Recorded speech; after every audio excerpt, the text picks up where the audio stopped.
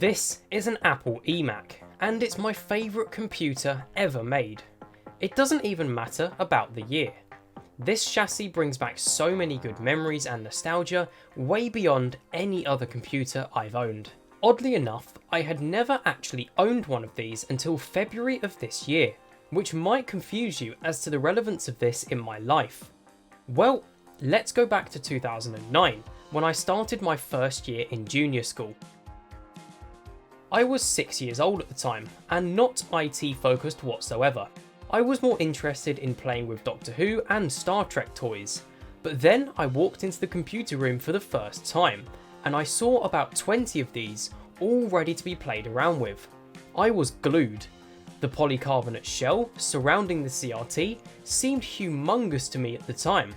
This was also the first time I used an Apple computer, and I wasn't expecting.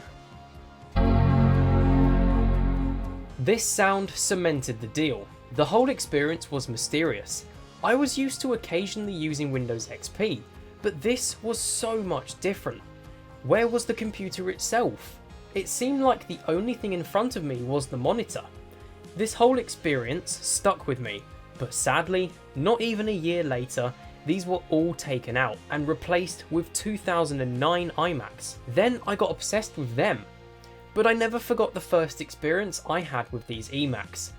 When I ultimately got into IT as a hobby in 2015, I didn't really consider Macs at all, as I started with stuff like PC building, but since 2018, when I bought my first iMac, it led me into wanting my own eMac because of the good memories I had. I spent nearly 5 years trying to find one, and just 5 months ago, I finally got one.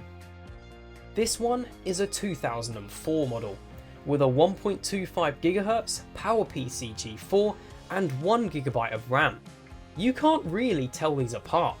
The only difference between this and the original 2002 model is the speaker grills. That's about it. For connectivity, it's got everything you would need, and with the exception of the video output, is certainly usable nowadays. The biggest intrigue of this computer nowadays is the screen. It's a 17-inch Sony Trinitron CRT. That alone makes it legendary, and it holds up to the name. This will go all the way up to 1280 by 960 resolution. In terms of the height, that isn't far off 1080p. The colours are also fantastic and give similar LCDs from the time a run for their money. I actually got bored on one of my days off a while ago and watched all 3 of the original Diary of a Wimpy Kid movies on this, and it was actually really good, to a point where I didn't even think about what I was watching it on. So, can you use an Apple eMac nowadays? I'm going to cover gaming in a separate video, but for general day-to-day tasks, in all honesty, it is very mixed. Browsing the operating system is nice and quick.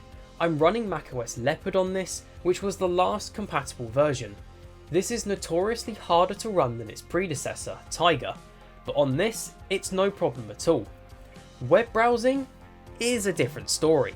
This is doable on something like a G5 or even a PowerBook G4, but on this, it's not particularly fast. It's not as slow as something like the iMac G3 or an earlier G4, but it is still slow. I'm using 10.4 Fox, which is my standard browser for PowerPC. Things like YouTube just won't run very well at all. You can get some frames out of it, but the experience will mostly be audio only. Sites like eBay, while they do take a while to load, work fine. I can quite easily search for vintage computer stuff that I really shouldn't be spending my money on. Sadly, there are just some things that you can do on modern Macs that just can't be done here. One of those is watching Apple TV. On older versions of macOS, without the Apple TV app, it is possible to watch your movie library from iTunes.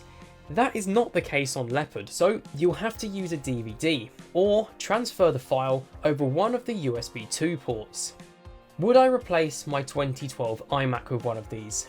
Well, the simple answer is no, but soon I'm going to do it anyway as part of a new series. So please consider subscribing for the new content.